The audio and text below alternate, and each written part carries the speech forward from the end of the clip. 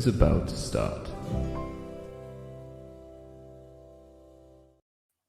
Hi everyone, how you doing? It's Nemo here. Welcome to another live stream. That seems to be the way that I'm doing it at the moment, is lots and lots of live streams. And today we're talking about something a bit unusual for this channel. We're doing a film review, which, you know, is out of my depth, but I'll give it my best shot. And it is because we are watching a film, or we're talking about a film that is predominantly about Mormons. Although it does have a lot of broader themes about faith. And here to discuss it with me are Peter Bleakley and Ruth Heath, who I will introduce in a moment. But before I do, turn off now if you do not want to talk about this film. Turn off now if you don't want any spoilers. If you want to go into that film having heard nothing, do not watch this. Just don't. We're going to do our best not to ruin any big plot twists or any big endings or any of that sort of stuff. We're going to talk in general terms. But yeah, if you don't want to know what happens in this film in any way, do not watch it. You have been warned. And so with that, Peter, welcome to the stage. And Ruth, welcome to the stage. Good evening. Hey. So you're well lit for this, Ruth, with the candles. Yeah. I didn't like. I didn't realise we're cosplaying already.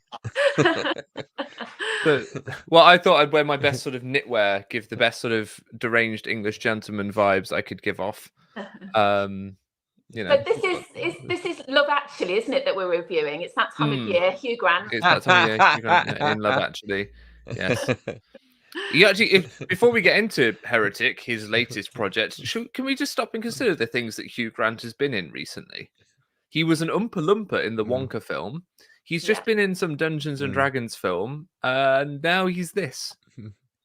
He just seems to have gone, well, I've been typecast as the bumbling English gentleman for too long, and now I'm just going to do whatever I want. Yeah. And it's working brilliantly. Bless him. He's doing great. Very well. Absolutely fantastic performance. Amazing performance, yeah. So I went and watched it this morning. So I'm fresh off watching it. You know, I'm not. I thought this is important. I'll go see this. I was traveling away from home, found a local cinema, and thought, right, I shall go and watch. And Peter, you and Ruth both watched it last night with your respective spouses. Did you not? We did. Yes, we did. Yeah, I'm still traumatized.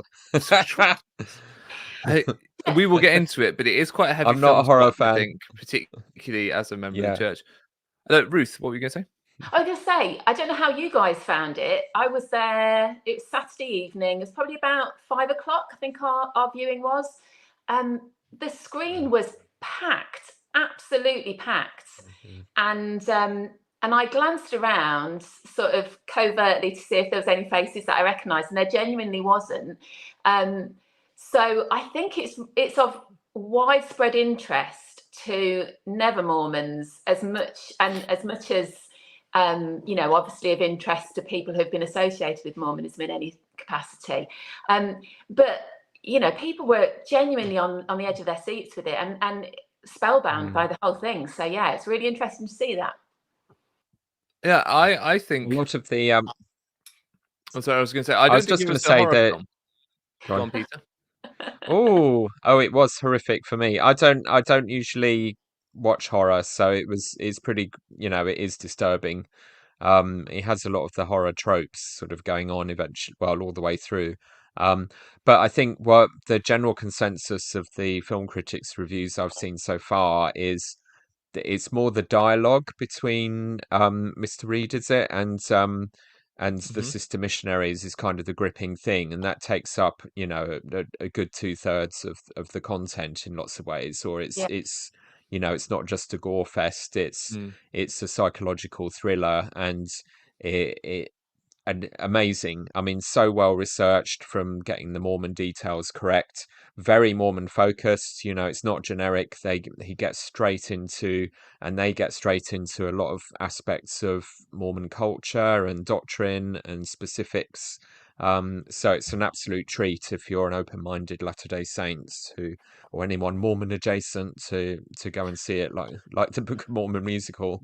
We need to hold up a moment. Someone said something in the chat that needs to be read and acknowledged. See her out, says Nemo. You remind me of Dev Patel. Now that we're talking about movies, Woo! Oh wow, have a chat about that in the wow. comments. Which one though? Not sure I see it. Dev Slumdog Patel Millionaire. in what film? Which movie? Yeah. The No, new one where people are he's running asking- around killing everyone. People are asking, does it have a lot of gore? And already it's dividing opinions. Christina Van Beek is saying, I would say Yeah. so, and Richard's saying not a lot. So Ruth, what are your No, thoughts? not a lot of gore. Yeah. It was a 15. It wasn't an 18, and so it's definitely not on the gorier side. In fact, the guys who made it made A Quiet Place, didn't they? And they said that after coming off the back of that, where it's the external environment that is terrifying, they wanted to see if they could come up with a scenario whereby it's the psychological terror that is the terrifying element of it. So from a graphic horror point of view, no, there's far more interesting ones you could go and watch if you want gore and blood and violence. But I don't know what it says about the journey I've been on psychologically in the past 4 years, or certainly in the past few weeks since my excommunication, that I didn't find it that psychologically disturbing in terms of sort of the deep questions that are being asked about religion, because that's just currently the inside of my head right now. So I think I found it almost, apart from the entrapping missionaries and torturing them, it felt very much like a lot of the conversations they were having about the church were very much conversations that I'm also been having in my own noggin. Ruth, any other thoughts about this before we dive in any further? Say, and follow that thought through, because that's, I think, a very interesting place to be, isn't it? That actually the terror and the psychological torture isn't necessarily to be found in a cinema. It could actually be somewhere where we visited regularly on a weekly basis. Yes. Before we go any further, I'm going to put this full screen. You can hear my voice, but you can see the words. Spoilers. All right. I am not going to be responsible for anyone's upset right now if they decide that they're going to keep watching this and then they feel bad because they learn about something that happens in the film. Okay. All right. We are going to talk about it. We're going to try and be respectful. We're not going to ruin the main twists and turns for you if we can help it. Peter is on hand to stop that. He feels very strongly about this. But no, do not watch this and then get upset with me that I'm talking about what happens, all right? You've been warned. Okay. Strong words over. I've tried hard, everyone. People are saying, is it a gory movie? Right. I don't think it is particularly. I think yes, there's it is some violence absolutely, in it, but not throughout. But it depends on your proclivity or your sensitivity to violence and gore and bloodshed, etc. Which, as Mormons, we should be used to, because actually the one thing that Mormons deal with very well is bloody violence and war films, because they usually have a good moral, and so Mormons will watch them. Whereas they won't watch consensual sex between adults, absolutely not. They won't watch that, and bad language, absolutely not. But Saving Private Ryan, go on then. Yeah, there's no sex. Yeah. No sex. That helps. No. But there is some blood. It is a bit bloody. I find it difficult to explain. Yeah. I think there's some moments where it does get a bit gory, but yeah, the gore is not the horror element. It is primarily focused on the conversation. It's quite a cerebral experience. You find yourself very much listening to it, and it's not as gory as the Book of Mormon. Very good point there from Alyssa Agalian. Ammon cutting off arms. Anyone? Yeah, it's not as gory as. No one gets scalped either. So yeah, cool. The church, however, doesn't seem to take such a relaxed view towards this. They don't seem to think. They don't seem to think that it's really good. So Peter sent me this from, of all people, Tad Welch, of course, because he seems to be the only person that writes for Deseret News these days. His name I see time and time again. And he just says, the problem with Heretic, Hugh Grant's new horror movie about Latter-day Saint missionaries. At a time when a majority of people believe religious stereotypes need to be addressed by society, the movie joins a growing line of Hollywood vehicles dismissive of what believers find sacred. Ruth, your thoughts? So I watched it, as I say, in a packed cinema full of people that were not Mormons. And I think they did a really, really sympathetic job of portraying what it is like to be a sister missionary, young, innocent sister missionary with your companion, working the streets, trying to fill your day with useful things to do, and being kind to people, and being, trying to have conversations with people. I just thought they captured it perfectly, and I don't think anybody watching it would come away from it going, those sister missionaries were anything other than just really, really sweet women, very, very naive, but very sweet women. I think it actually was very, very sympathetic in its portrayal of believing sister missionaries. And as we'll get into with the conversations they were having, I think they steelmanned the sister missionaries' position quite well. They didn't portray them as hapless individuals that couldn't engage in the intellectual debate that Hugh Grant's character was trying to bring to them. They were very much portrayed as individuals who could, once they'd got over the initial shock of their beliefs being challenged so directly and so bluntly, were able to try and push back on his arguments.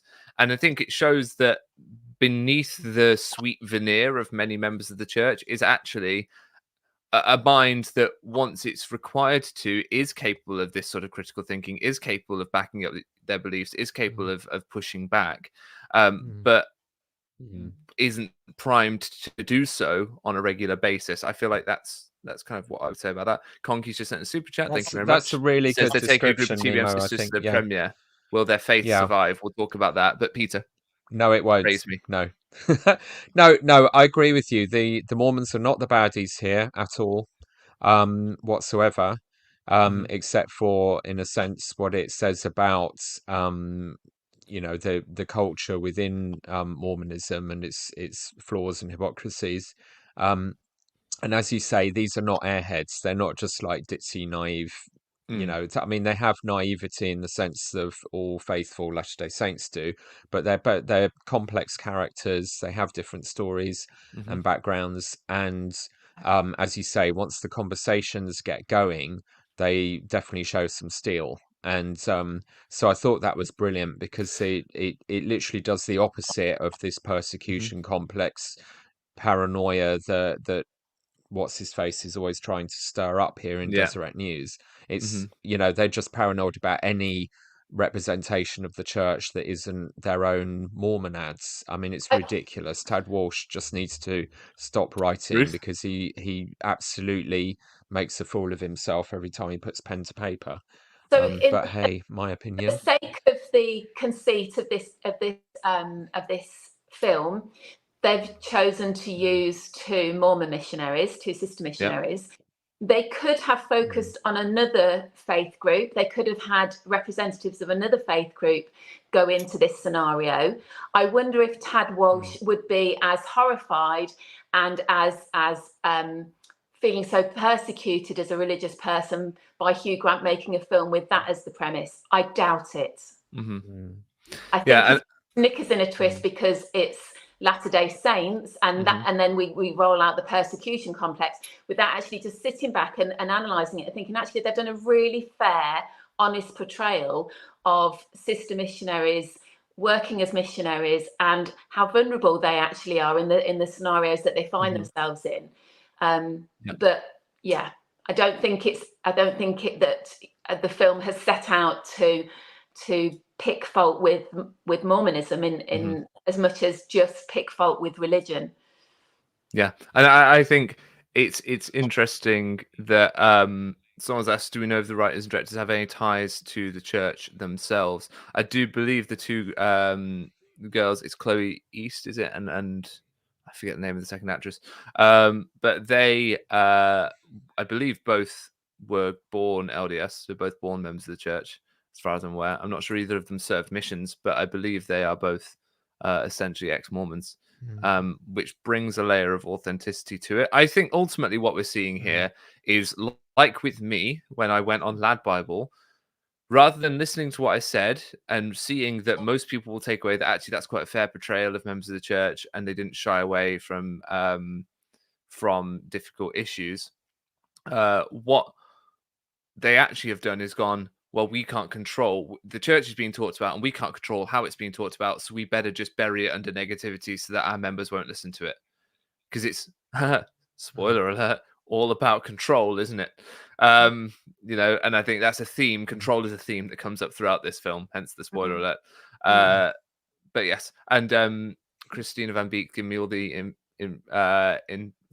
information, struggling with my words, that Sophie Thatcher and Chloe East are the two people. Yeah. There you go. Right. And then there was another opinion Shall I piece check? in Salt Lake Trib. Yeah. Yes. So this is what this immediately raises, of course, like I came out of that like if I had daughters I would never let them near a mission after watching this, but for very not because this is going to happen to them all, but it just shows as you know one of the big themes is the vulnerability that missionaries put themselves into going into strangers' homes. With a kind of naive hope, and the motivator to get them into dangerous situations is you prioritize trying to love people unconditionally, and you have a big positive hope that you can save everyone, and that's your job. And I think there are so many narratives in the scriptures where you're actually trying to save quite dangerous people. Go and be a missionary to the Lamanites who slaughter Nephites and try and turn them around, and hope it works out okay. um and even stories in the Book of Mormon where the two missionaries are watching their converts being burnt in a giant pit, and it's kind of all presented as nothing really wrong with that. I think it normalizes being in a dangerous situation and assuming you're going to be safe and protected by God. And that's one of the first themes that we picked up on in our discussions about it is So how you might want to say more about that, Ruth, but after that I've got the actual statement from the church that I'd like to read from Tad's article, which is, as of course, getting totally the wrong end of the Before you stick. read But that, go and on. just Ruth, before you Yeah. go, the date Yeah. on the article is Yeah. November the 31st, 2024. Good luck with finding a 31st of November. For a start. And then, so I think it meant to say October 31st, but just well done, church. Well done. Yeah. Ruth. So, again, spoilers. One of the early scenes is the two sisters making their way through their local town. They're with their bikes, they're chatting about what they want to do and what they want to achieve. They see a group of teenagers taking photographs of themselves, and one of the sisters says, "Oh, I love them already," because she obviously thinks they're cute and fun young girls. And then this group of teenagers physically assaults her, and she's mortified. She's broken by it. She's crying. Her companion obviously doesn't really know how to put it right and make her feel comfortable again. But she's absolutely mortified. And there was two things in that really short scene that got me. One, that her immediate default was to say, "Oh, I love them already." No, you don't love them. Your defenses are down. We're taught to have our defenses down as members of the church, and that makes you incredibly vulnerable because their goal is to be missionaries, and they think they've got this sort of halo of protection around them. So I will say that I feel this emotion towards them, and then they'll probably like me back.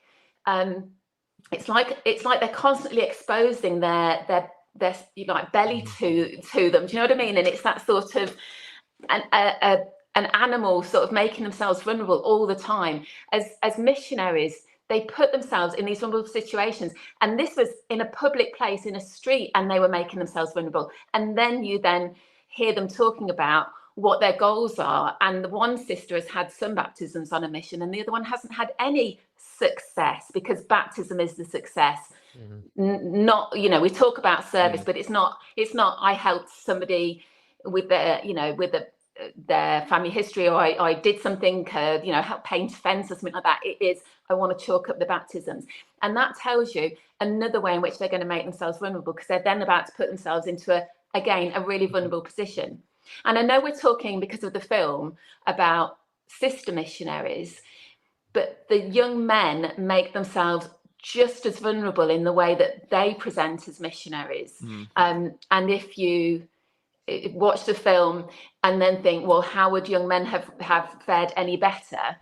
They genuinely wouldn't. They would have been just as vulnerable as these girls are in the same scenario, with the same triggers and issues going on around them. So yeah, the vulnerabilities of missionaries, the vulnerabilities of members, we're conditioned to respond in a certain way, and to be very accepting and loving without actually having just that defensiveness that keeps you safe, keeps you alive.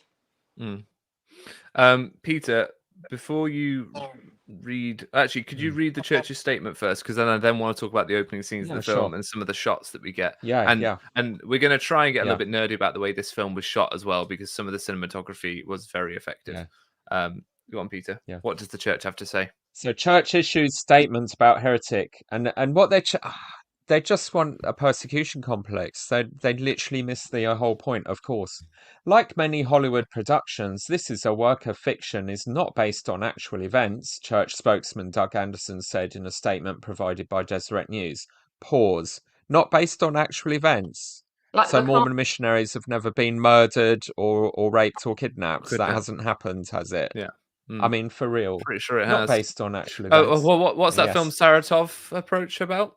A couple more missionaries kidnapped in Russia. Well, yes, exactly. Faith-affirming film that the church puts out. Yeah. Not based on actual events. Church spokesman Doug Anderson, who's clearly incompetent, said in statement provided to the Deseret News, it portrays the graphically violent treatment of women, including people of faith, and those who provide volunteer service to their communities. So they're trying to say this is actually encouraging people to attack sister missionaries and community volunteers. No. Any narrative Peter, that promotes... Hang on, Peter. If them pointing out the vulnerabilities of these sister missionaries, they're going, oh, that's going to encourage people to attack them. Stop allowing them to go into vulnerable situations. If you're complaining that this film is exposing the vulnerabilities of the sister missionaries, then change that practice. Sorry, Karen, Peter. It's like the film is not encouraging you to be the baddie. Any narrative that promotes violence against women because of their faith promotes violence against women, or undermines the contributions of volunteers, runs counter to the safety and well-being of our community. Close quote. Anderson said the church has nearly 80,000 missionaries serving around the world, and it provides them with a thorough program of physical and emotional safety training. Yeah, right. Utter bullshit. Thorough program of physical and emotional safety training for our missionaries. Are you freaking kidding me? This film promotes, what was the exact wording, Peter? Discrimination or violence towards women based on their faith. Yeah. As much as Schindler's List encourages people to go out and kill Jews. Like it's not you can have a film about a topic without it encouraging people to engage in that behavior. This is that just ultra conservative view of, if a film is about a topic, therefore it encourages that topic, because we can't have people ever hearing about it. It's like you can't have proper sex education, because talking about sex will lead people to want to have sex. So you can't talk about it, right? Exactly the same philosophy. You can't make a film about violence that happens to be enacted on sister missionaries, even if any normal person comes out of that cinema going, well, Hugh Grant was a wrong and he shouldn't have done that, right? Even if, no matter what his religious beliefs or their religious beliefs, he was the bad guy, they go, yes, but sister missionaries were harmed or viewed as, portrayed as being harmed, therefore it's encouraging violence against them. No, it's not encouraging it. Portraying something and encouraging something are two very different things. Sorry, I'll get off my soapbox on exactly, but I love your point there. It's this app is so Mormon. You can't talk about something without making people, if they find out something exists, they'll want to go and do the worst version of it. I mean, it is paranoia, and this is just what it is. Our commitment is to foster a culture of respect, empowerment, and safety for all individuals, he said. Some have succeeded in portraying, so they're offering what would be better than this. Some have succeeded in portraying religion accurately and appealing to believers. The director of The Chosen, one of those success stories, spoke at Brigham Young University this week. And then it's going on, religion's They're basically saying that some people have created religious propaganda, and we like that. Other people have taken a more neutral approach or perhaps critical approach to religion, and we don't like that. Because I was taking notes in the cinema. I've got all my notes here. I was sat there with a pen, just scribbling things down. I didn't catch any factual inaccuracies about the church in that film. I don't know if either of you two caught any. He got the age of Fanny Alger right when he spoke about that. He spoke about polygamy in fairly reasonable terms. From a cynic's perspective of polygamy, I think he put that case across quite well. He was well aware of a lot of LDS ideas. He used the phrase ward properly, someone in your ward. You know, he was using the LDS lingo. They were using the LDS lingo. It was all right. There was a couple of inaccuracies you spoke about, Ruth, in the in the building, right? Yeah. So there's one scene where a guy is mopping the chapel floor, and I just thought, well, it's carpeted. We've all hoovered those carpets many times. Maybe they are in that part of America. I wouldn't know that, but to me that took me out of the suspense, suspending your disbelief sort of thing. I was completely captured with this is a Mormon chapel, and then I thought, oh no, that doesn't look right because it's got a tiled floor. Isn't that nonsense? But and also that there were some very expensive looking cellos in the chapel, and straight away I thought, there's no one leaving their cellos at a chapel. The kids are down there on a Saturday morning while mum and dad are cleaning the chapel, kicking them around and playing with them. And you know, how many times are you kind of saying to the kids, get off the organ, you're not allowed to play on that, get off the piano. So that was the only inaccuracies I saw in their depiction of what was actually within the chapel. The actual, the way that the sister missionaries spoke to each other, the way that they interacted with him, I thought they captured it brilliantly. And maybe it is because they are former members that they felt very comfortable, and they seemed very comfortable with you know how that all works. It came across beautifully. I think they did a really sympathetic and honest job of it. But even down to the way that they costumed the two sisters to show the slight difference in them, right? They put the sister whose parents were a convert and who wasn't from Salt Lake City. She said she was from Salt Lake, which already, if you're from Salt Lake City, that's a more progressive part of Utah, oddly, than deepest, darkest Utah County, right? But the other sister jumped in, Sister Paxton jumped in, and well, no, Sister Miles is actually from Philadelphia, right? She's actually an East Coaster. She's different. She's not really one of us. So they even caught that within Mormonism, there is a in-group and out-group of pioneers, stock versus content versus converts versus, you know, they even caught that. The caste system of Mormonism. Yeah. Peter, you had a point. Yeah, just one more and I'll finish with my sort of side point about the church's response to it, because it just speaks volumes. And Tad Walsh is the worst for this. He will stick the knife in with ridiculous slander and then keep turning it. He did this to Sam Young, absolute hit piece on that Hero, when he was doing his hunger strike to get them to stop abusing children. So Hugh Grant goes rogue. Writer-directors Scott Beck and Brian Woods, who co-created and co-wrote A Quiet Place and directed Nightlight and Haunt, have nothing new to add in their attacks on religion except jokes. It's a horror movie. They acknowledge borrowing ideas from Richard Dawkins, Christopher Hitchens, well-known atheist authors, and Charles Darwin. Charles Darwin. That old raving atheist, anti-Mormon.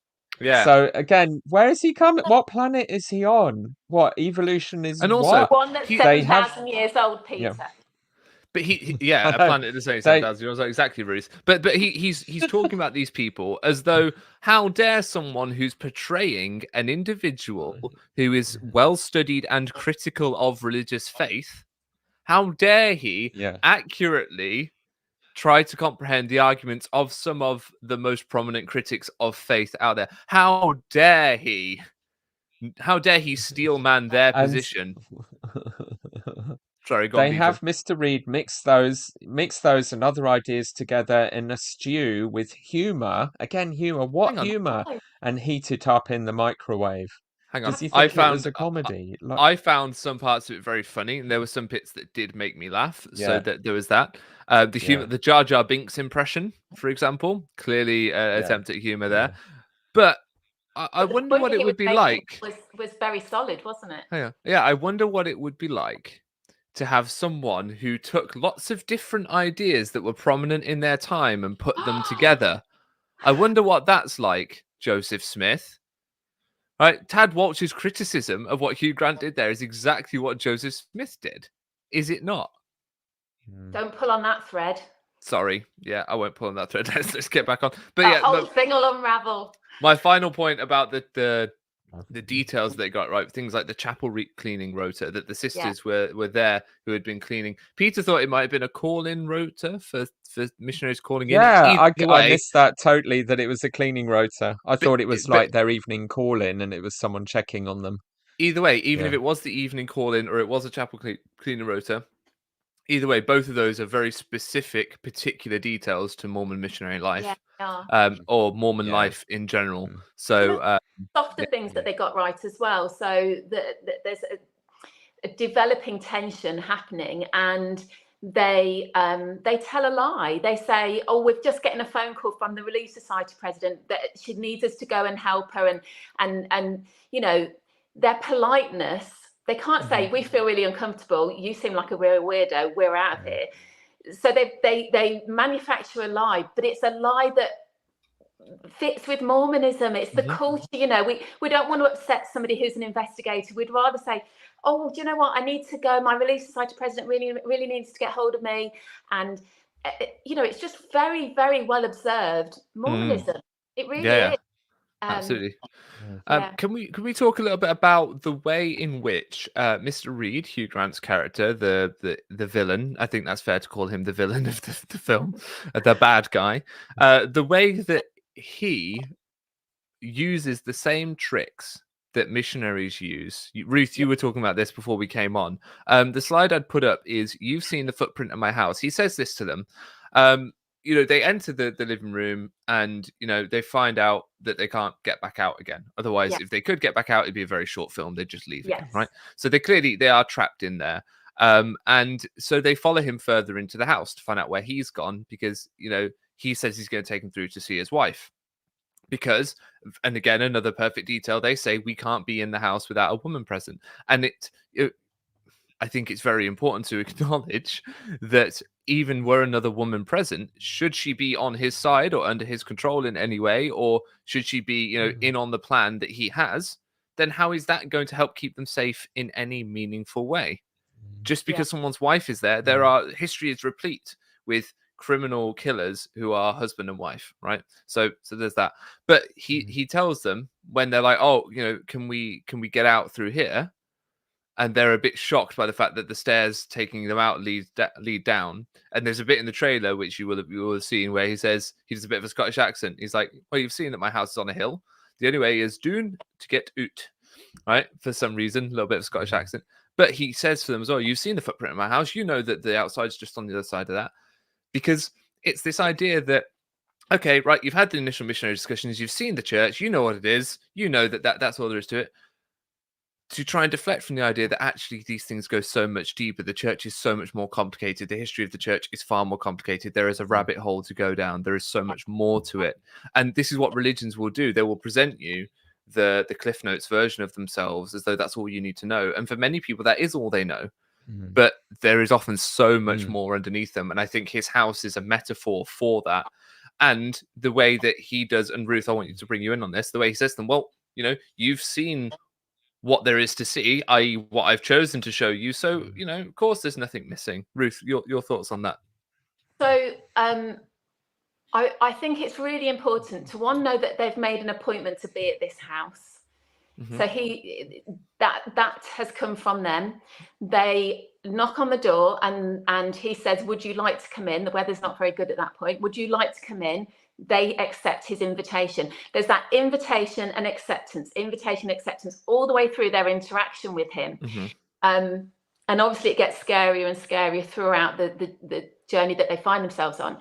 However, putting my Mormon head on, or any religion, I imagine, but particularly Mormonism, that's what we know, we would cast that as people have given consent, when actually that invitation is made without full knowledge of what you are saying yes to. So he invites them into the house.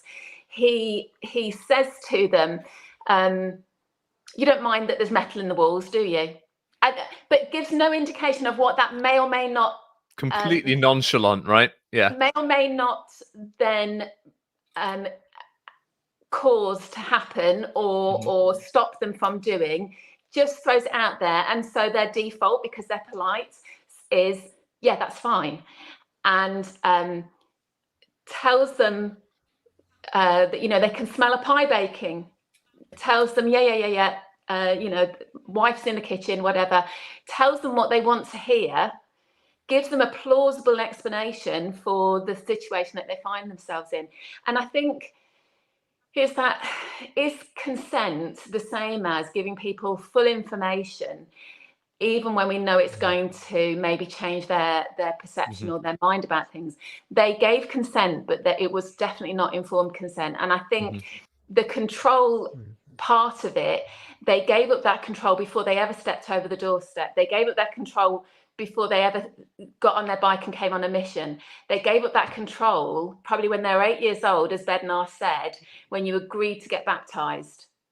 You gave up your control at that point, because from then on in, you are going to say yes, and you're going to say yes, and you're going to say yes. And that's the journey that Hugh Grant's character takes them on, of you've already, that there is an order to this, and I will ask you questions, but they really don't have choice left available to them. And I think that's a really interesting paradigm to observe. And it's uncomfortable to reflect on that and think that's what I did as a member of the church to my own children. It was done to me. It was done to, I did it to my children. I did it to those children in my primary classes, in my young women's, in Relief Society. As a member missionary. Yeah, I all the shared, things. I mean, I'm sitting at church, and our missionaries have been super busy. I mean, our tiny congregation, half its investigators now. Somehow we keep baptizing people, but it doesn't get any bigger.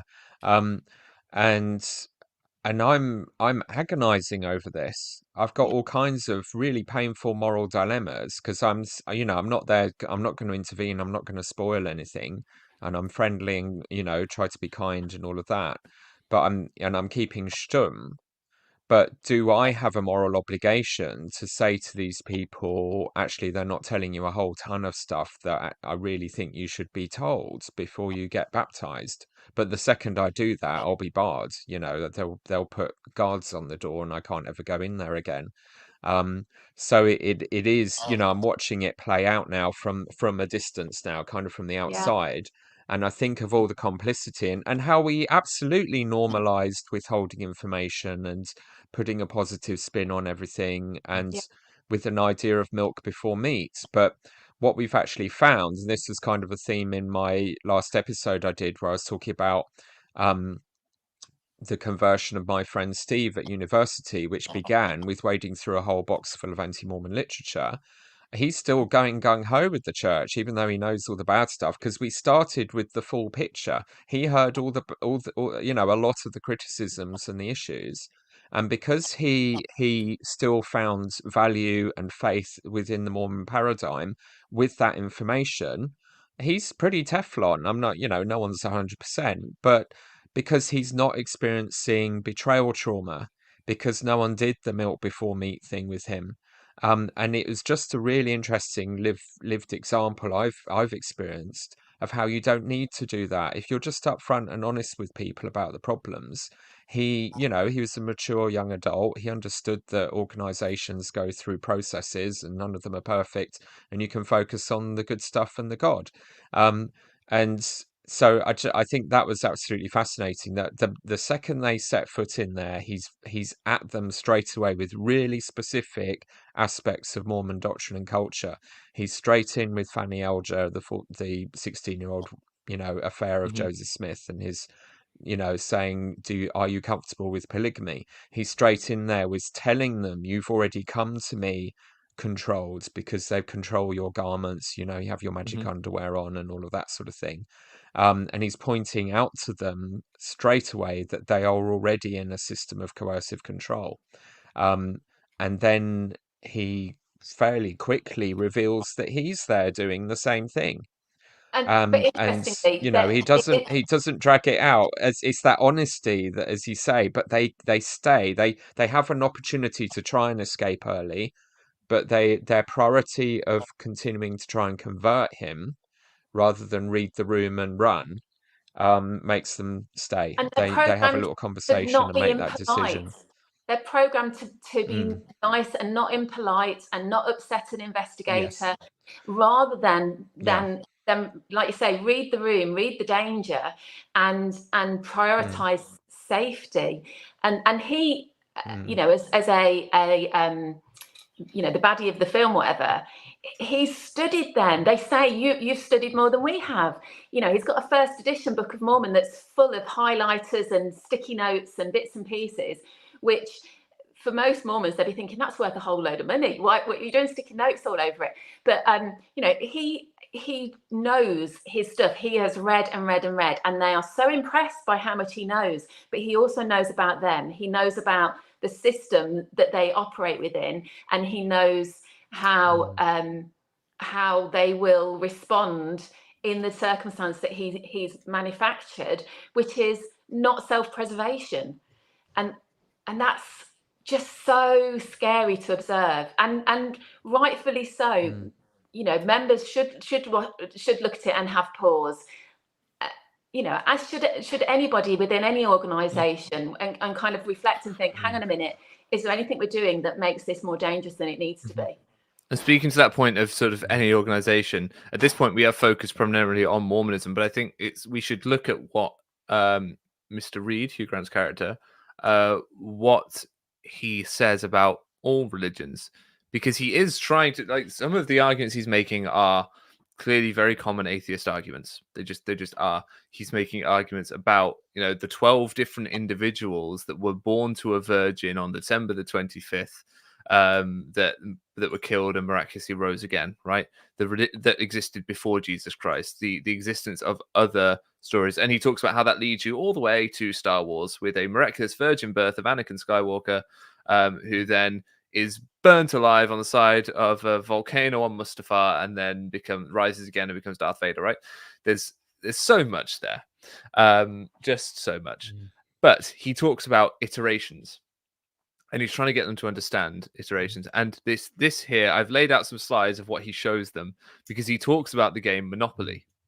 It's like, and this is where some of the humor comes in. It's like, you ever played Monopoly? And these two sister missionaries are frightened. And they go, what do you mean Monopoly? But one of the really clever things about this film is just how evil he is while speaking to them perfectly calmly. He never comes across particularly deranged. He's just calm and Hugh Grant about it all. Even while he's walking them through this stuff. So he talks about Monopoly and said, but did you know Monopoly is actually based on something called the Landlord's Game that gets no real credit, but it's essentially the same game, invented by Elizabeth Phillips, I think her name is. That's what it seems to say there. Yeah. Elizabeth Magic Phillips. Yes. So she doesn't really get the credit she deserves, and it's only come out recently that she's getting the credit that she deserves. So he talks about that. He then talks about original Monopoly. Then he talks about a new version of Monopoly. And then he talks about weird niche versions of Monopolies. But the way he talks about them, he says, the Landlord's Game is Judaism, the original, but not with many followers, and not many people know about it anymore. It makes up 0.2% of the world's population. He talks about Monopoly itself, Christianity, the really popular one, the one everyone knows. Then the new version, Islam, based on the old one, but with some twists and some changes. And then the weird provincial special edition, Mormonism, the Bob Ross Monopoly. And that's one of the jokes that got me laughing. But there's so much to that. And Ruth, I know you had some thoughts on particularly the Bob Ross aspect. Of this. So I watched a documentary about Bob Ross, and sadly, he seemed like such a sweet guy, but he was coercively controlled by a couple who actually took control of his estate, of his wealth, of his ability to monetize what he had done with his career, and you know, so to link that to Mormonism, it's quite poignant, I think, in lots of ways, that of a version of Christianity, crikey, the Bob Ross monopoly, capitalism, but with coercive control, it really ticks a lot of boxes when it's linked to Mormonism. Yes, and he And then I've made. got a perspective as an art teacher. Oh, okay, go on, So Peter. for me, so Bob Ross, isn't he, again, the Mormonism, the niceness, does it, I mean, this is so perfect. He absolutely encapsulates gentle, completely harmless niceness. But as an art teacher, Bob Ross is Satan. It's awful Bob art. Ross is evil because he's teaching people to make the worst possible kitsch. I've tried to love him, and I just love that he sort of empowers people to give it a try and all of that. But ultimately, he's like Thomas Kincaid. He is the opposite of art. Yes. So while appearing to be innocent and lovely and kind and helpful, if any of our art students get latched onto his style, we just see their grades falling down a hole because they don't get that this is Drek and why. When I And started because That teaching sounds like my a you my problem, Peter, because you're the one no, no, grading it. no, So it he's sounds like on you've to just no got no something. beef no with no Bob no no Ross. no no He's no on to something no there though, because because Bob Ross doesn't observe yeah real life. Bob makes up a yeah picture in his imagination, and that's what he's going to recreate. And mm, isn't that Mormonism? He doesn't actually observe yeah reality in its rawness and mm, say, what does a tree actually look? What's that tree that I'm looking at actually look like? He says, a tree, brown stick, green bits on the top, put a bit of light down the side. There we go. That looks mm, pretty. And mm, that's, I mm. think, again, Well, it's shallow. It's not. Yeah, as a it's not symbolism real art. book. Yeah, it Yeah, hasn't got the soul, the depth, the sophistication, the yeah. philosophy of kind of proper art, as it were. And I used to have this my first head of art where I teach now. He used to get really frustrated that we have a huge Asian population in our town, a lot of our students with this amazing rich artistic heritage from the Punjab, northern India, and South India, and so on, but none of them were interested in that when we tried to bring it into lessons because they were just kids who wanted to get rich and have nice cars. Um, and we'd sort of have these discussions, and kids would do like the cliche silhouettes of buildings or palm trees against a sunset, and we'd sort of discuss, well, it's their art, they can love it if they want, and I am protective of people having their own tastes in art and put what you want on the wall. That's fine, it doesn't all have to be challenging cubism or surrealism or something. um but just there's a lot there with using, as I say, Bob Ross. But then the other thing, because whenever you watch something like this, and if you have a religiously trained mind, you want to see metaphor and deep symbolism in literally everything. And you can go off on all kinds of tangents, and it may never have been originally intended. But we all know how people will take just one phrasing from a verse, and suddenly you've got a general conference talk where they're projecting all the stuff that they want to on it. Where I have these battles, or have in the past, with why on earth do you think you have to take the sacrament with your right hand? And immediately people will reel off the mythology that Dallin Oakes and others have been promoting for decades. Well, this is your right hand is the hand that you make covenants with. La la la, and you wear the white shirt to remind you of your temple covenants. This is, and we were warned strongly as kids in the 70s. This is how apostasy happens. You invent new meaning and rituals until they become the religion instead of the Like basic the height of point of it all spires along. drawing your eyes to heaven, right? Yes, exactly, exactly. So I think just I would challenge people to also consider that when they see this film and you start to try and see, well, what are the messages in it? That experience itself, I think, makes, and if you'll get a bit meta and step back and realize what you're doing, you'll see how people can make religions out of an experience or a narrative or a storyline, because you can run with all kinds of things in Hmm. all kinds of directions. Human brains love patterns and Mm. connection and metaphor. Um, and this, you could make a, like, the religion of Star Trek. You can make a religion out of a fiction, and that's kind of one of the points he's making. Hmm. A big theme is here is, as well as pointing out the history of religions recycling and not really being that original and being as special as they think they are, because he says, I was seeking the only true religion in the world, and that absolutely is a Mormon truth, a claim and a jargon, the only true and living church. um so that, they nailed that so well. and what does that actually lead to? And that will come on some of the other Well, yeah. points you want to make. Can I see? Yeah. Can I point out where he took this then, or rather, where the sister missionaries pushed back? Because he Yeah. talks about, why is the original not the most popular? Why is Judaism Mm. not got the most followers? And he talks about all this sort of stuff. And up until this point, the sister missionaries have kind of pushed back, but they've done the very typical and again very accurately Mormon thing of, they're trying to get out there. You clearly know a lot more than us, and we still clearly have a lot to learn. So if you just let us leave, that'd be great. And the whole, them getting very excited that he studied a lot and not realizing that could be a threat to them. But then we get Sister Barnes pushing back and going, well, hang on, you've completely failed to mention the history of persecution of Jews for thousands of years and the Holocaust. Maybe that is a reason why they are such a small percentage of the population. And you haven't even covered the fact that Islam doesn't believe in the neither does Judaism believe in the sort of deific aspects of Jesus Christ, right? So you've really you've not made as strong an argument as you thought. And I think this is where the church isn't recognizing that these sister missionaries have been put as steelman characters.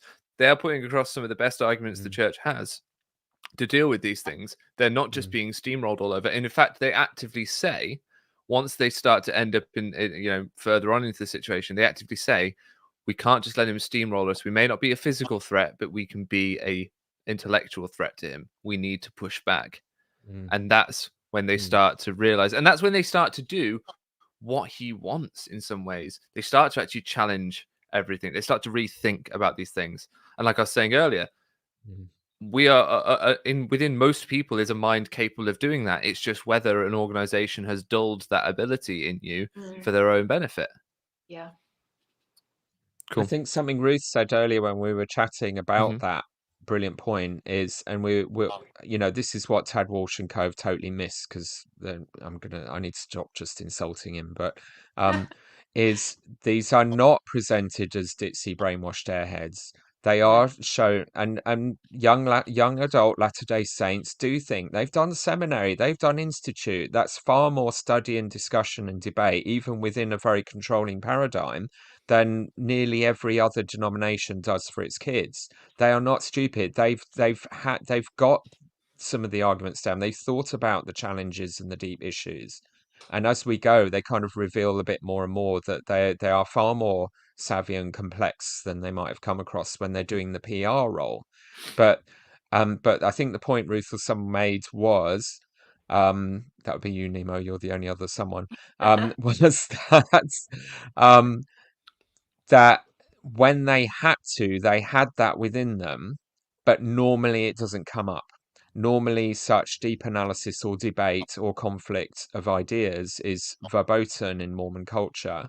But it is there. And for me, sort of my worldview about the church is seeing that it has the potential to be an intellectual, rational faith with some strong core to it. That's my glimmer of hope, because as well as being controlled drones, I also see that complexity and how even within the tight constraints of Mormonism, it does challenge young people to engage with really deep and difficult issues and ideas.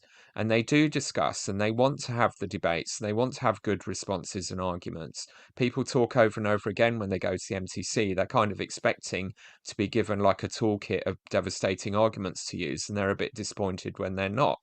But they will still do that themselves. It's part of missionary culture. You'll get really excited about, how would I say, respond to this and that. They want to go prepared into these wars, and there's one of the guys on Ward Radio said recently, we should make Bible bashing great again.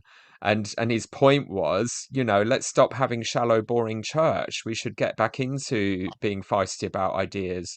And in a way, that is part of the message here in this film, is Hugh Grant represents But the really argument is with caring, yourself. really The argument wanting is with you, arguments, not and with where other do people. they go? Sorry, Ruth. Yeah. The argument should be with yourself, not with other people. You know, when they're having that intellectual debate with themselves, then I'll have time for them. But if they just want to go out and shout at other people's religion, well, you can do that in Leicester City Centre every Saturday, because there's always somebody stood at our clock tower yelling about a religion. It'd be a different one every week, but nobody listens to you. Everybody walks on by. What I would want to say, I know symbology within the film, and hats off to the filmmakers. Nothing is in there by accident. I know you can say, well, we can, you know, spin off and read things into it. If you are putting together a piece of artwork, Peter, nothing is in there by accident. And give the art of the filmmakers credit too. Nothing is in there by accident. There are conscious decisions made. So we've got that first edition Book of Mormon that he owns, that he's heavily annotated. He's obviously well studied. And then further on into the film, she takes out her Book of Mormon, which is one of the blue soft copy, cheap, you know, editions, the free ones. But in it, I took several bits of paper, which are her testimony. That obviously when they hand them out, they would have that testimony in there. And during the course of their interaction with him, he throws that across the room. He pushes it off the table and it lands on the floor and the papers spill out. And they could have... They've just had this huge discussion about other world religions, and he's basically poo-pooed their intellectual standpoint as believers. And then he's figuratively thrown their beliefs and their testimonies across the floor. And at this point, I think, is when we start to see them push back, because she goes and very quietly and humbly and without fanfare scoops up her scripture and carefully picks back up her tattered little bits of testimony and tries to push them back within the Book of Mormon. And I think that is such a symbolism for what she's trying to hold on to. He's literally just blown it all up in her face, and she's trying to put it back together and hang on to that frail thing that she's got, that isn't as valuable as all of the artifacts and all of the books and all of the things that he's got around him. But to her, it's valuable. And I you know, again, going back to the church should really recognise that they've done a very, very good piece of observation about members and missionaries and how it must feel to be in that position. Just Ultimately, a bit like the Book of Mormon music. A bit like the Book of Mormon musical, the overall message is actually quite religion affirming, not necessarily in the way of dogmatic religion, but you know, it's you know, seeing this as an attack on religion is ludicrous. I mean, it is very powerful. You will lose your testimony of dogmatic control religion, but ultimately it kind of does come full circle somewhat. It's not a simple hatchet job, you know. Well, yes, like I know was. members who have watched it and walked away not feeling as though it's destroyed their faith, you know. Yes. And that's what the church needs to learn. And I guess I take that personally as well, because again, the church assumes, because of their fragile sense of control in Salt Lake, that because I'm not saying exactly what they would say, people must be coming across my channel and leaving the church in droves. And that simply isn't true. Yes, some people are leaving, but equally some people stay or some people rejoin based on what I talk about. And I provided evidence for that at my excommunication trial. You know, this getting challenging with your own religious beliefs, even if that changes them, doesn't necessarily mean that they're going to disappear. And I think improvement and progression is one eternal round is a line from the hymn of Yucatay to Kolob, right? A core LDS principle. But the church doesn't actually want us to improve and progress. They want us to stay stagnant and exactly the same and not think and not grow and not have our testimony faith. When they say your testimony must grow, what they actually mean is not grow upwards and outwards into different areas and thoughts, and is that the should go deeper and deeper, and the roots should go down and down, and the clutches should get tighter and tighter and tighter. That's what that actually seems to mean, and I reject that idea. I think that's wrong, and I think that ultimately is going to harm the church more than do it any good. I just wanted to say before we got to the doors, that again, to your point, Ruth, that nothing's in there by accident. I really love the exchange where he says, "With great power comes great responsibility." And she naively goes, "Spider-Man," and he goes, "Voltaire." Right? Yeah. Because it is from Spider-Man. It is also Voltaire. And it's this idea again that these great ideas, because the idea that with great power comes great responsibility is a good, noble idea that we should reflect on. And it gets spoken about in different ways, in different formats. And it doesn't make Spider-Man the one true faith on earth, and it doesn't make Voltaire the one. It doesn't make him the Messiah, right? It's just that these ideas and themes can come out in different places, and we get that later in the film as well. We get another exchange where she quotes something, and he says where it's from, and she says no, it's from something else more modern, because that is a theme throughout that there's nothing new under the sun. It would Iterations. Iterations. As we saw earlier. But I want to talk about the two doors and how these are presented. And this comes a bit of a sort of decision point within the film. We were talking about how they want to be out, and he's like, well, you can leave my house, it's that way. And she opens both the doors, looks down, sees it goes down, and he's like, well, my house is on a hill, etc., as we discussed. But then he goes up and writes on the doors belief and disbelief. And he says, let me help you. And he talks them through it because he says the answer to what he's concluded, his conclusion about what the one true religion is, scares him because he stands there and says, here is belief in a God that watches you masturbate and who will only intercede if you grovel and beg on your knees to him in prayer to do something for you. That is a terrifying prospect. He says, and over here is disbelief, that we are just ants on a rock floating through space and there is no meaning or significance to our lives at all, and that is equally terrifying. And that is a very strong precursor to the idea that going down those doors, spoiler alert, they both go to exactly the same place.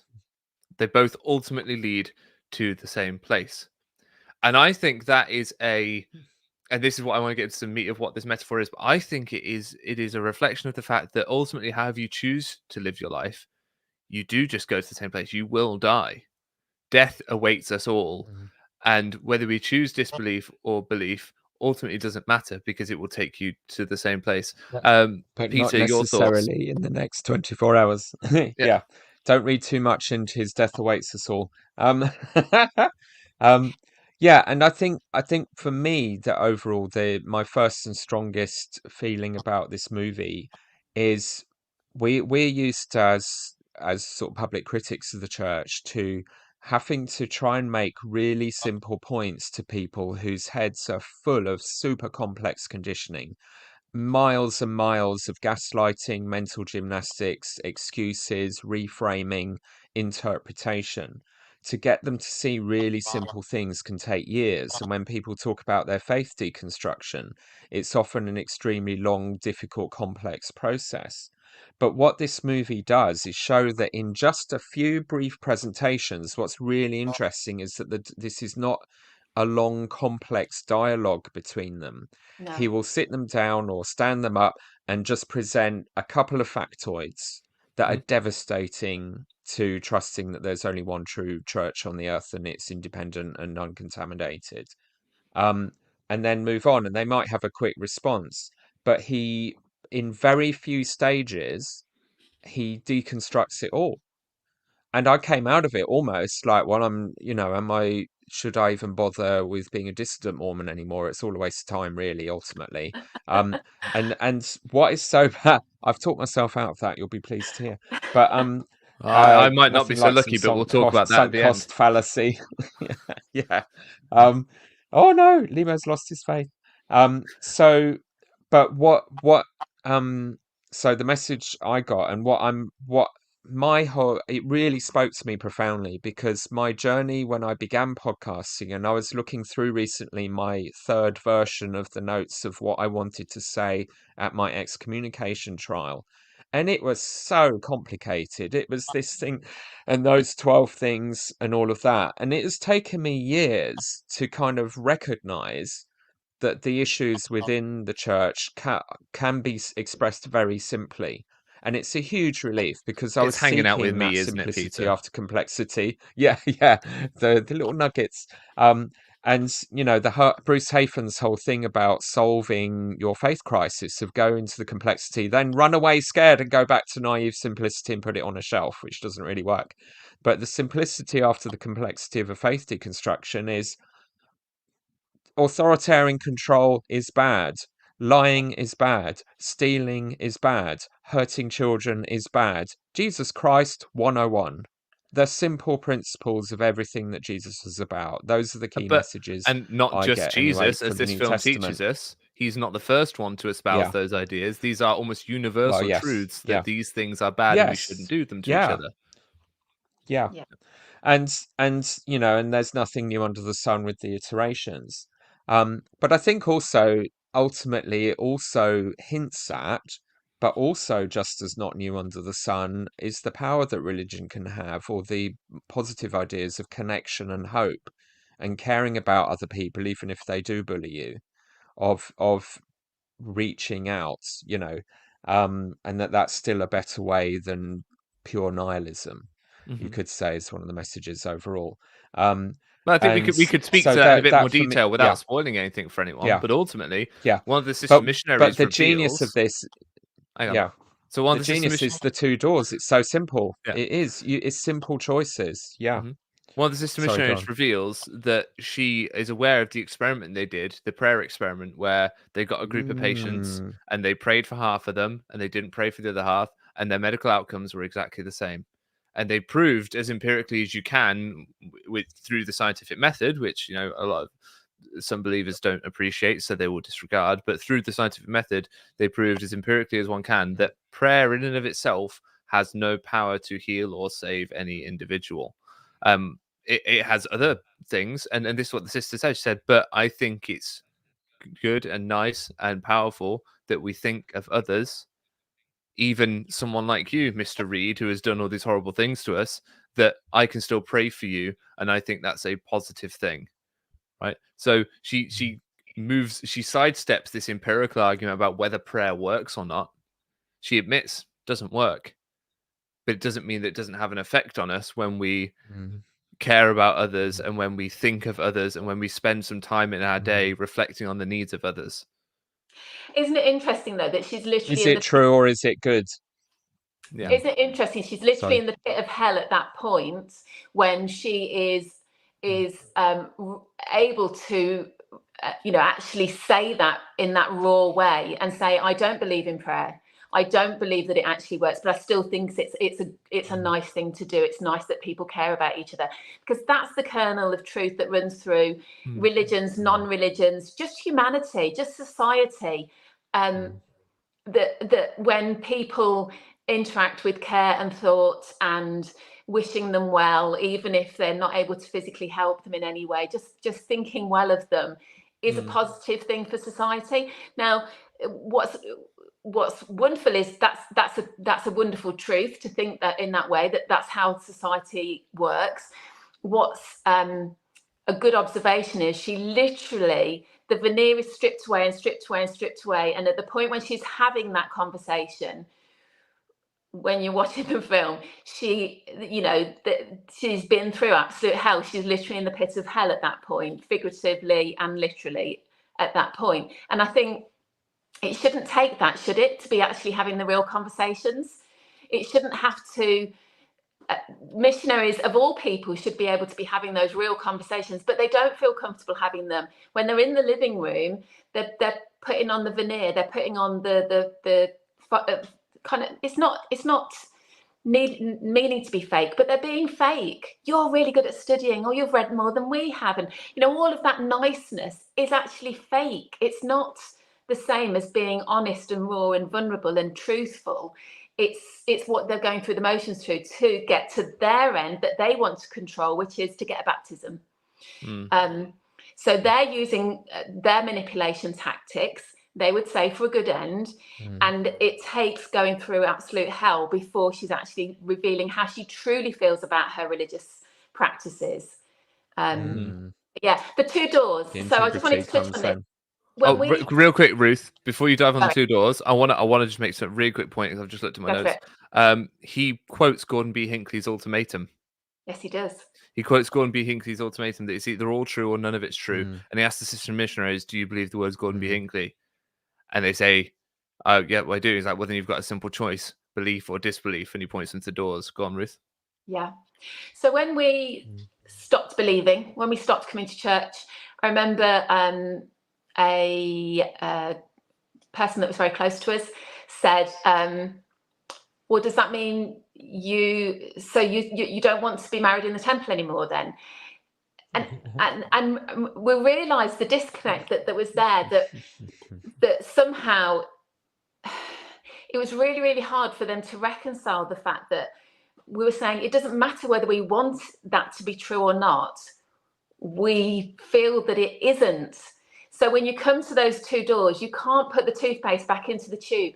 They both lead to the same point. And I remember having long conversations with Richard about the whole belief disbelief thing as we were going on our own journey, and him kind of saying, but ultimately, if we are wrong, if we find ourselves stood at the pearly gates and Jesus is stood there going, well, actually you got it wrong, then we have an opportunity by the Mormon metric. We have an opportunity to go, okay, I'm going to believe now and go on a different tack and put it right. And I think that's a lot for people to wrap their head around, that belief and disbelief will both lead to the same point of end game, which is death and then resolution of whatever comes after death.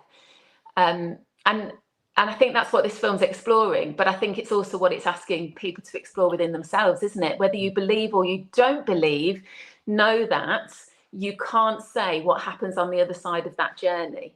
No, because nobody can. Mm-hmm. Right, let's get to the final quote of the film, shall we?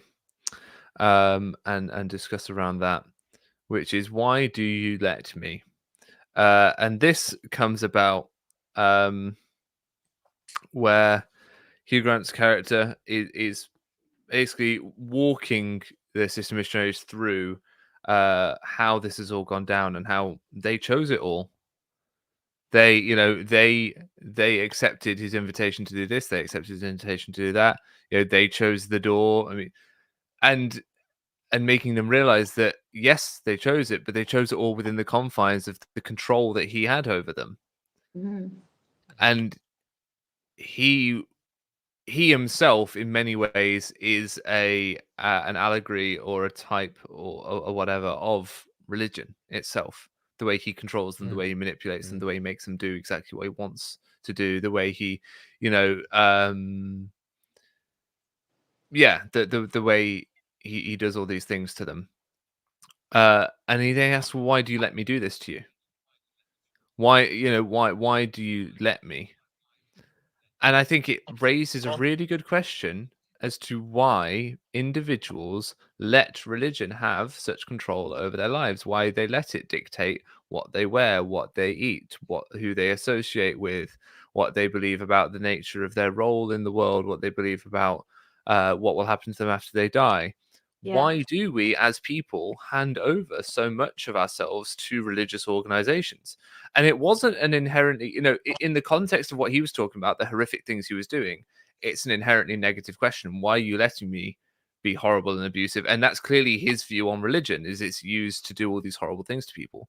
But even just as a more broad question, why do we as human beings let religion have such control over our lives? Why do we, by and large, globally, allow religious institutions or hand over so much of ourselves to external institutions? Your thoughts, whoever would like to go first. Go for it, Peter. Okay. I think you have to, I had a really interesting experience for a few years where half my teaching curriculum rather than art was RE, religious education, and philosophy and politics. And in it we were, and also our general teaching we all do about citizenship and personal social health education, and getting into systems of government, crime and punishment. How do you create a system of laws? Who gets to decide what those laws will be? Who enforces it? What are the best criminal justice systems? Are they punitive? Are they reformative? And it's all complex, checks and balances of what it takes to have a civilization where actually we have very few police officers, and on the whole, most people are law-abiding citizens. It's so easy to lose all of that. Or we tell ourselves it is, but amazingly, most people choose to be nice on the whole. so I think we just accept as we grow up as normal that we have to have laws and social norms and control and expectations. And we definitely indoctrinate that at schools as teachers. You know, you can't have 30 teenagers in a room all the same age, which is a completely you'd never find that out in the wild, and not have an immediate riot and they take over the school. Um, and literature and theatre and film have been brilliant at exploring that. Well, what if the kids freak out? You know, Lord of the Flies, all these things, if and so on. And you realize sort of how much indoctrination it takes to hold society together. So I think where people normalize that as a good, as a general positive, it's not that many more steps to go into coercive control where you're not even doing it because it's a general consensus of law. It's because you've been told God said you should do this. This is the way to be even better as a civilization. You totally trust these prophet people and everything they're telling you, and and you get an advantage because you don't have to think for yourself and agonize. They'll tell you what to think and they'll tell you what to do. It's actually, I would suggest, part of it is laziness. Part of it is just exhaustion with the daily battle and struggle of having to create an ethic and a morality from scratch, or to hold on to something without something as powerful as a divine sanction to just make it easy to sell to your own children and acceptable. So, you know, people, historians and psychologists would say that religion has been essential in human evolution, that we have religious genes, because it has been having a shared ideology that was the most important factor in having society evolve from a few struggling tiny tribes that just based on kinship, you can only create a society that holds together with a sort of cap of about 150 people. After that, you just kill each other. If you're going to scale society larger, you have to have shared identity, shared ideology, something that transcends family ties into something bigger. And religion is an essential and always has been an essential component in how power and I think control shared is stories. exercised with that. I don't Yeah, necessarily think religious belief. I think shared mythology, shared stories, and a way of communicating yeah, down some universal truths. mm, So that's how mythology around mm, the stars, the mm, sun, the moon, because we needed it for the yeah, harvest. We needed it to follow mm, the migratory mm, animals and all of those things that were necessary for our survival as humanity. And then it becomes we're mm, worshipping that sun, or we're worshipping that particular star, and that mm, leads to a good harvest. And mm, that we're superstitious mm, by nature because it mm, actually helps us to stay alive. But he was asking, why do you let me? Not how do you let me? Not how does this function within your mm, human brain?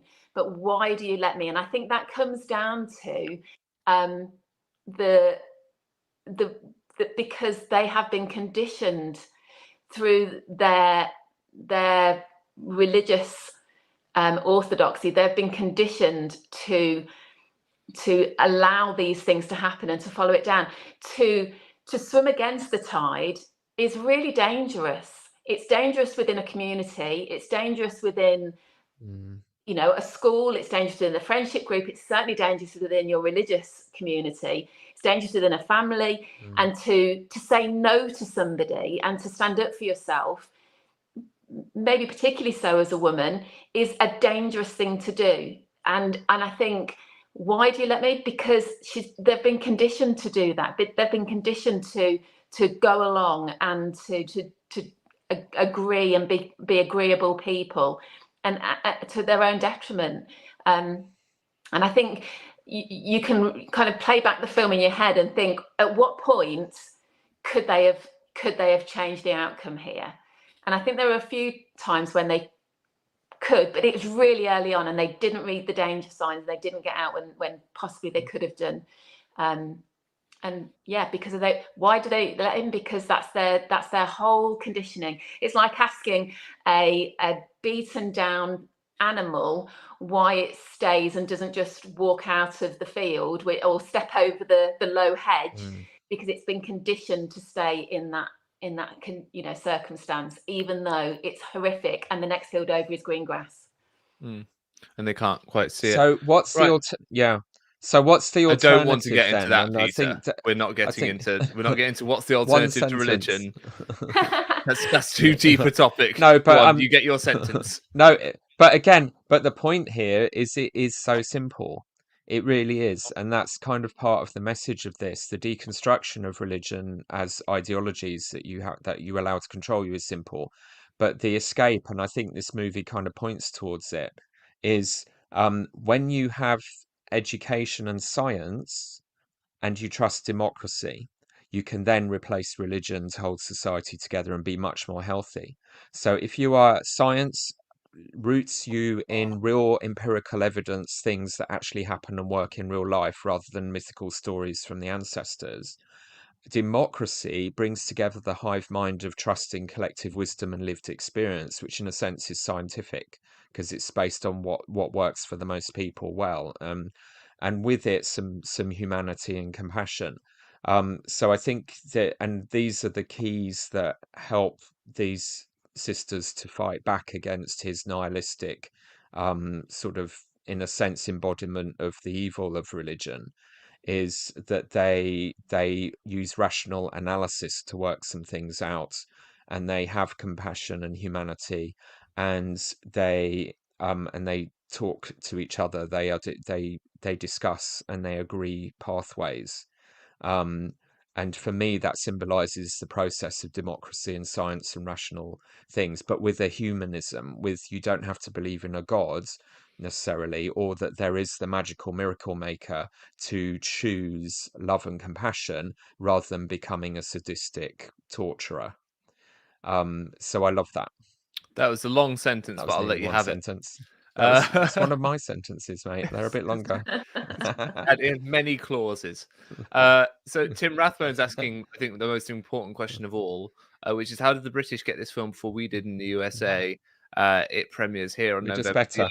8th. I believe it is a law of the universe, similar to the law of gravity and the interatomic forces, that we get first dibs on Hugh Grant. It's just, I think, Simple as. that feels like a universal truth. And as Hugh Grant's character told us in the film, the way you know religion is true is how it makes you feel. He got the sisters to admit that, and he went, "Yeah, bingo, that's the one. That's the argument I've been waiting for." So yes, that is the answer to that. Well, that's been a great chat, folks. I'm sure there's much more we could say about this film, and I'm sorry if there's something you both desperately wanted to say about it that you haven't had a chance to. But I do think we need to wrap up. But before we do that, we need to talk about the real heretic here, which is me. No, you're an apostate. Sorry, Heretic yes. is a different thing altogether. A heretic is a different thing, indeed. But you know, I do believe that there are people, probably including members of my family, who believe that what you will see Hugh Grant do in this film is that what I want to do, or Yeah. either in the argumentative sense, in terms of arguing people through their religion, or in actually wanting to harm sister missionaries. I don't, just for the record. None of those things appeal to me. None of them are what I want to do. But yeah, I'm sure the church labeling me an apostate makes some people think that of me. But we are going to celebrate my apostasy, celebrate my welcome into the ex-Mormon community. It's my official launch party as an ex-Mormon, if you will. We have a it's my ex-Mormon bar mitzvah. We have a Thrive karaoke night coming up. It is on the 29th of November at 7:30. Tickets are heavily subsidized thanks to some very wealthy donors who have helped out. And it means that everyone that wants to be there should be able to afford to be there. It's in Royal Leamington Spa at the House, 150 Parade.